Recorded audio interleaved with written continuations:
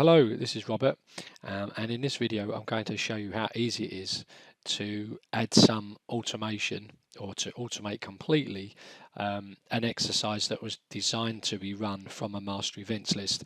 So I'm looking at a very short master events list here, and typically this would be given to humans to read off the time.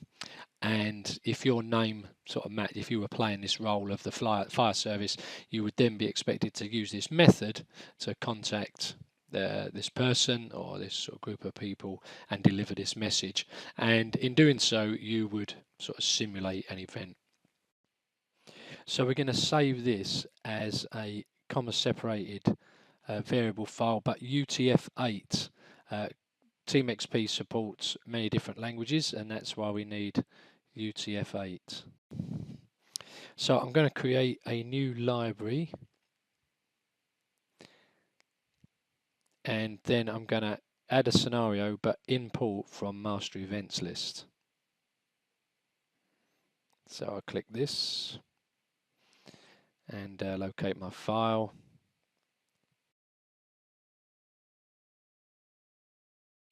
And boom, it's created the structure we need to execute that master events list. Those of you already familiar with TeamXp will know that this is the inject that the moderator sees, and when I click this button it will publish this phone call, and it will then wait 15 minutes and then it will publish this news report and so on. Now it has automatically put in the person that should receive the call, and it's also put in the right persona, we would call them, but basically the right stakeholder that's supposed to be sending that content. If I go to personas, we'll see that it's kind of empty at the moment. These are just like the raw foundations, and you would normally fill this in. But what we can do with the new import feature is, if I go to my persona library, I can then drag information over. So I see I already have the fire service.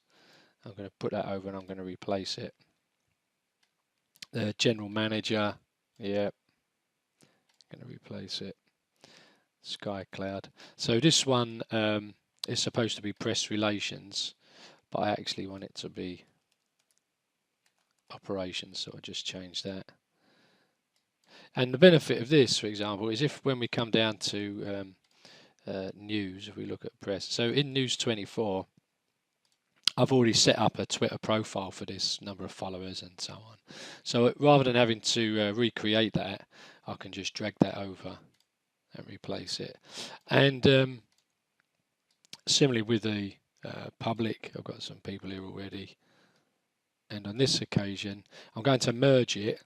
I want to keep the name instead of Alice Forever.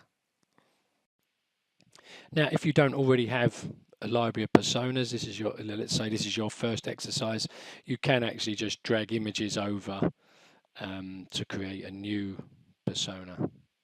Boom. And now Jim's got a picture. And when I close this up, you'll see that now we've started to add a little bit of colour because these people are getting ready to go. And what we would also do, can start doing, so this is TV, but at the moment it's got no media attached. I'll click here, add a video.